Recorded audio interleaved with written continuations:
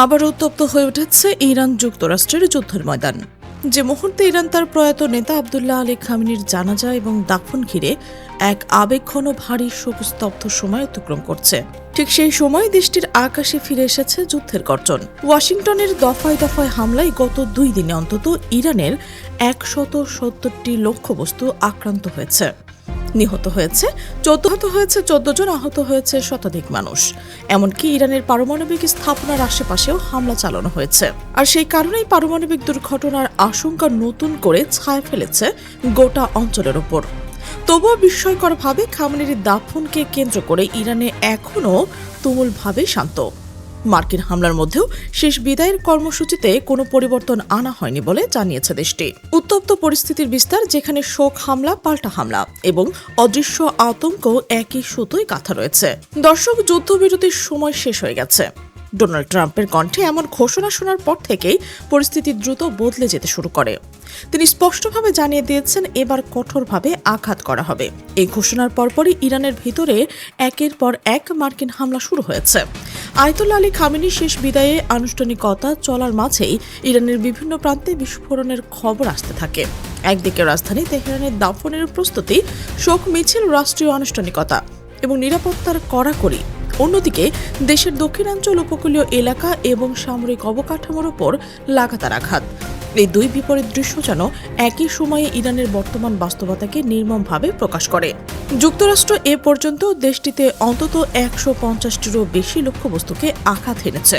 যদিও সামগ্রিক হিসেবে গত 2 দিনের হামলার সংখ্যা 170-এর কাছাকাছি পৌঁছয়। এই হামলাগুলো লক্ষ্যবস্তু ছিল ইরানের সামরিক সক্ষমতার গুরুত্বপূর্ণ অংশ। আকাশ প্রতিরক্ষা ব্যবস্থা, উপকূলীয় নজরদারি সরঞ্জাম, ক্ষেপণাস্ত্র এবং ড্রোন সংরক্ষণ স্থল, নৌ সক্ষমতা এবং ইরানের উপকূল জুড়ে থাকা সামরিক রসদ অবকাঠামো সবই ছিল আঘাতের আওতায়। সেন্টকমের দাবি, এই হামলার মূল উদ্দেশ্য হল হরমুজ প্রণালীতে বাণিজ্যিক জাহাজ চলাচল এবং নিরীহ বেসামরিক নাবিকদের ওপর হামলা চালানোর ক্ষেত্রে ইরানের সক্ষমতাকে আরও দুর্বল করে দেওয়া। এর সঙ্গে মধ্যপ্রাচ্যের মার্কিন ঘাঁটিতে হামলার বদলা হিসেবেও এই অভিযান চালানো হয়েছে বলেই জানানো হচ্ছে। অর্থাৎ ওয়াশিংটনের ভাষ্যে এটি শুধু আক্রমণ নয়, বরং একটি প্রতিশোধমূলক সামরিক বার্তা। কিন্তু হামলার পর যে বার্তাটা এসেছে তা পরিস্থিতিকে আরও অনিশ্চিত করে তুলেছে। ট্রাম্প তার সোশ্যাল পোস্টে লিখেছেন, পরিস্থিতি আরও খারাপ হবে। সংক্ষিপ্ত হলেও এই বাক্যের ভিতরে ছিল বড় ইঙ্গিত। ইরানের উপর হামলা এখানেই থেমে যাবে কিনা, নাকি আরও বড় কোনো সামরিক পদক্ষেপ অপেক্ষা করছে, এই প্রশ্ন এখন নতুন করে ঘুরপাক খাচ্ছে। কারণ এই ঘোষণার আগেই তিনি বলেছিলেন যুদ্ধবিরতি শেষ, কঠোরভাবে আঘাত করা হবে। ফলে ট্রাম্পের পরবর্তী বক্তব্য শুধু রাজনৈতিক মন্তব্য হিসেবে নয়, বরং চলমান সামরিক অভিযানের সম্ভাব্য প্রসারণের সংকেত হিসেবেও দেখা হচ্ছে। এদিকে ইরানের রাষ্ট্রীয় গণমাধ্যম জানিয়েছে, পারমাণবিক বিদ্যুৎ কেন্দ্রের জন্য পরিচিত বুশেহর প্রদেশের আশেপাশে বিস্ফোরণের শব্দ শোনা গেছে। হরমুজ প্রণালীর তীরবর্তী বন্দর শহর সিরিজ, জাস্ট বন্দর এবং বন্দর আব্বাস সহ দেশটির দক্ষিণাঞ্চলের বিভিন্ন স্থানে বিস্ফোরণ ঘটেছে। উপকূলীয় শহরেও বিভিন্ন স্থানে বিস্ফোরণের খবর পাওয়া গেছে। এসব এলাকায় অনেকগুলোই কৌশলগতভাবে অত্যন্ত গুরুত্বপূর্ণ, কারণ এগুলো উপকূলীয় নিরাপত্তা, বন্দর কার্যক্রম, নৌ চলাচল, সামরিক সরবরাহ ব্যবস্থার সঙ্গে জড়িত। পারমাণবিক স্থাপনার আশেপাশে হামলার খবর পরিস্থিতিকে আরও ভয়াবহ করে তুলেছে, কারণ সামান্য ভুল হিসাবেও সেখানে বড় ধরনের দুর্ঘটনার আশঙ্কা তৈরি হতে পারে। যদিও ইরানের পক্ষ থেকে দাফন কার্যক্রমের কোনো পরিবর্তন না আনার সিদ্ধান্ত জানানো হয়েছে, তবুও হামলার পর পারমাণবিক নিরাপত্তা নিয়ে উদ্বেগ থামছে না।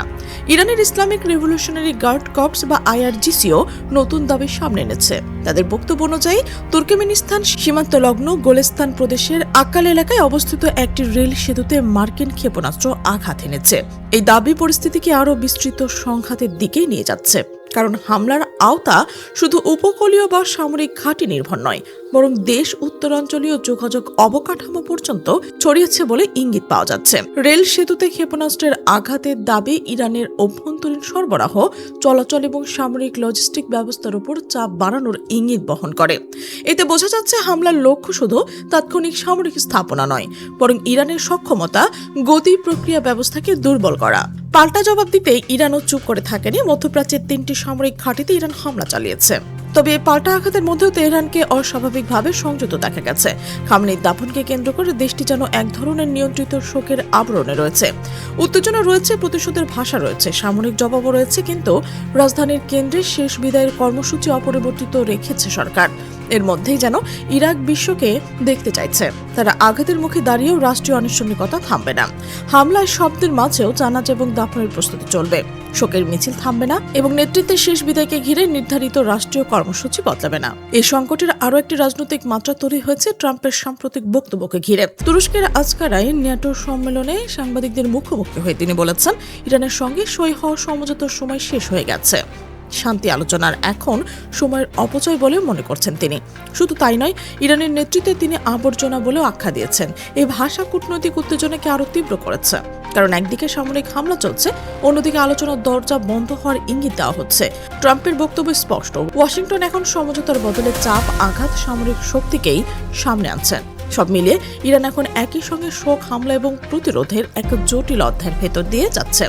আয়াতুল্লাহ আলী খামেনির জানাজা ও দাফন কার্যক্রমটি দেশটির রাজনৈতিক এবং ধর্মীয় আবেগের কেন্দ্রে অবস্থান করছে।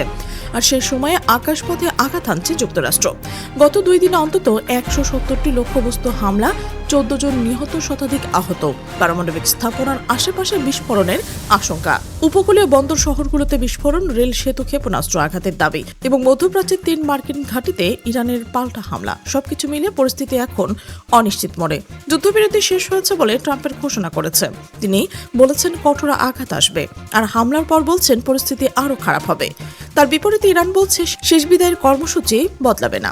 এই অবস্থান মধ্যপ্রাচ্যের আকাশে যেন এক অদৃশ্য প্রশ্ন তুলে দিচ্ছে। শোকের আবহ কাটার আগে কি সংঘাত আরও বড় রূপ নেবে, নাকি হামলা ও পাল্টা হামলার মাঝেও কোনো অপ্রকাশিত সংযম শেষ পর্যন্ত যুদ্ধের আগুনকে নিয়ন্ত্রণ করবে? প্রিয় দর্শক, আপনি কি মনে করছেন? অবশ্যই আপনার মতামত কমেন্টে জানান। আর আপনি যদি এই চ্যানেলে নতুন হয়ে থাকেন, সাবস্ক্রাইব করে বেল আইকনটি অন করে রাখুন, যেন আমাদের এমন বিশ্লেষণধর্মী প্রতিবেদন সবার আগে আপনার কাছে পৌঁছয়। আমাদের সাথে থাকার জন্য ধন্যবাদ।